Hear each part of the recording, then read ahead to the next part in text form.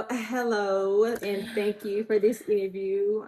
I did give you the written consent, but I Sure do did. have to verbalize that you do consent to be on video. Consent given. All right, thank you so much. And then this interview is just for my climate change class, where I'm just going to ask you a few questions about climate change from your perspective and about your community. Okay.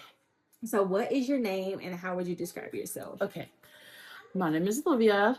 The way I describe myself is crunchy, which is weird to people who don't know what crunchy is. But crunchy is I'm very natural about the way that I do things. I make most of my own food from scratch. Whole foods are really important to me. So I spend a lot of time out in my community finding natural whole foods. Okay. And how long have you lived in your community? Going on just over 4 years now. 4 years as of the 11th of November, actually. So literally 4 years. Okay. And where are you originally from? I'm originally from Cincinnati, Ohio, so very rural. But I grew up in Columbus, Ohio, so a little experience there. Okay. And how long did you live there before you moved away? I lived in Ohio for 21 years before I joined the military and ended up moving for the military. Okay. And have you lived in any other places even for a short period of time? And if so, where? Yes, I lived in Chicago, Illinois for 6 months, San Antonio, Texas for 6 months, and then I lived in Southern California in 29 Palms, Palm Springs area for 4 years. Okay. And what are some differences in the climate that you noticed about the community you lived in when you were growing up versus the community that you live in now? Originally, when I moved here, the climate was significantly different. It was warmer, it stayed warmer, it was more consistent in Georgia. And now that we're kind of into the winter months, I realize now that it's kind of morphing to be more similar to the Ohio climate. With we call it false fall, false winter. So like you kind of get like extremely low temperatures and then kind of level out again to what is considered normal. So kind of noticed, especially this year, that the temperatures are getting wildly low and then coming back to like a more normal 70, 80 degrees like we would be, and then getting wildly low again. Okay.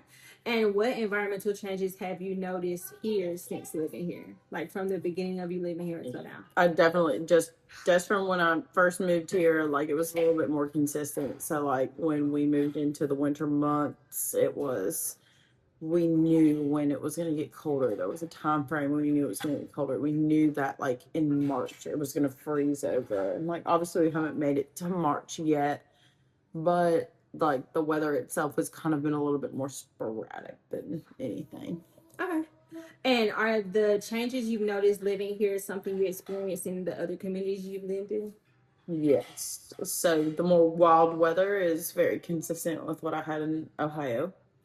It was very normal, like the false winter, false fall, false summer, false spring. Those are all things that are incredibly normal in the Northwest that we kind of don't know what to expect until we're in the midst of the weather. So for that to happen here was very, very wild to me that we're having, 20, 30 degree weather in, September and November timeframe when we normally would have a gradual decline where it was like it's winter. So Okay. And how did you handle those situations? it sucked. I didn't handle it at all. I'm so sorry. There was no handling it. Same way that I did when I was in Ohio, you just kind of roll punches. But it did make things more difficult than not because it felt like I wasn't able to get the things that I needed to. Okay. And does the changing climate influence your daily life? And is it something you think about often? Yes, I spend a lot of time, sorry, children. I spend a lot of time at like farmers markets, and because I get so many whole foods, the places that I buy my foods at are directly affected by the way that the weather changed. So, it's a little bit difficult when, chickens are dying because the weather is so wild and it's colder than it's supposed to be. So, climate change definitely directly affects me because, I do spend a lot of time at those places where people grow their own food, grow, their chickens and slaughter their own chickens and beef and stuff like that. So when the weather doesn't go the way that it is, they have less stock. So it's more expensive for me to buy the chicken or the beef that I need to be able to buy because the climate isn't, protecting the livestock the way that it's supposed to. And how has your health been impacted by climate change regarding issues like extreme heat and the lack of direct access to nutritious foods? Extreme heat is hard because it really just depends on the climate that you live in. Extreme heat can be managed by animals that are used to extreme heat. Animals that are not used to extreme heat cannot be managed. When it comes to nutritious foods, I'm very particular about the foods that I put into the bodies of me and my family. So, when the weather is not acting appropriately, it definitely changes, the trajectory of how much I'm able to spend on those foods.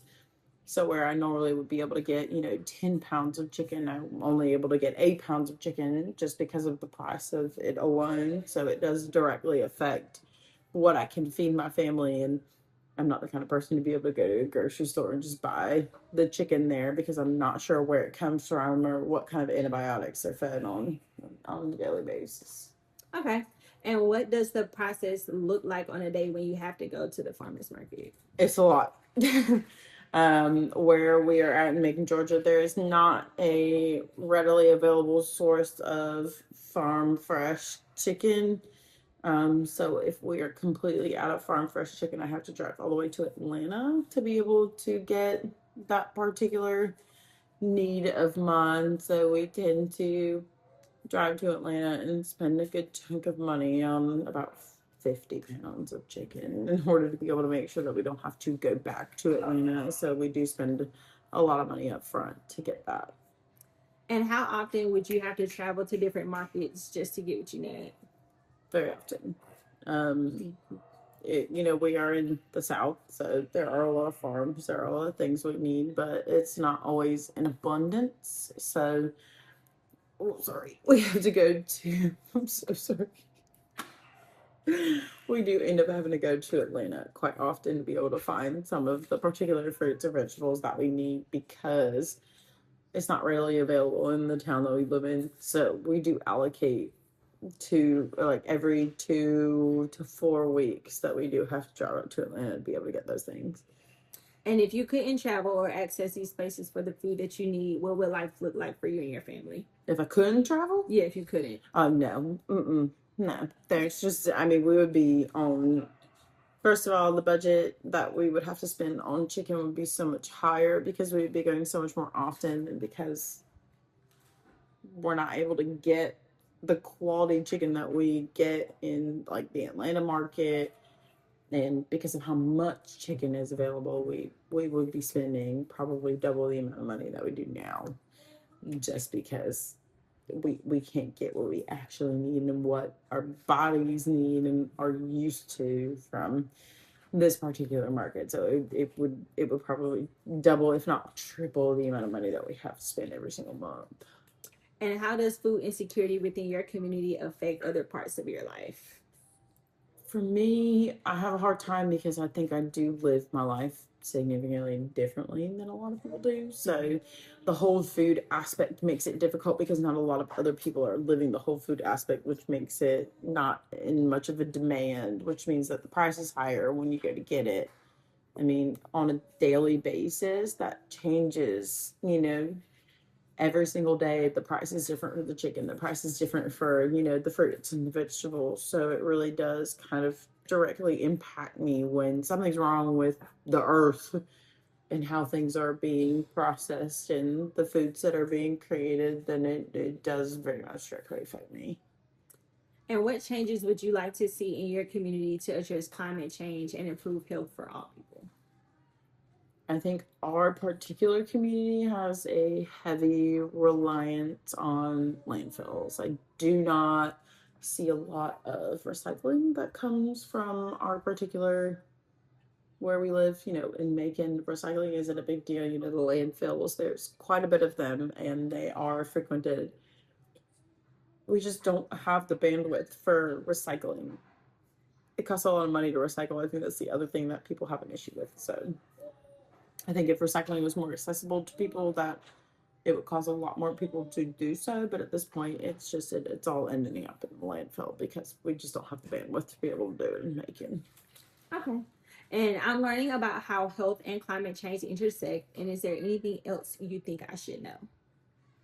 When it comes to health, everybody has a different idea of what health looks like. But for me, it's whole foods. The lifestyle that you live is heavily dependent on the fact that whole foods exist and that you can create things from whole foods. When the climate changes and there are issues with climate change, it makes it more difficult to be able to access food because livestock dies pretty much. The your goods die when the climate isn't balanced properly. So you're not able to get the fruits and vegetables that you need because the plants aren't surviving the extreme temperatures that are coming from issues with climate change. So being able to recognize that there are issues with climate change and, do what you can on your end to be able to fix those. Obviously, one person doing things is going to change everything, but being able to control the climate with greenhouses and stuff like that is something that's really going to benefit those people around us. And if more people have the mentality of fixing the issues with climate change, it would make it a lot easier for people to have access to those whole foods. And if people took the time to learn a little bit more about whole foods, it would kind of change the trajectory of what we had, here. All right. Well, I do thank you so much for your time. And this has been our interview about climate change. And thank you so much. Thank you. Bye.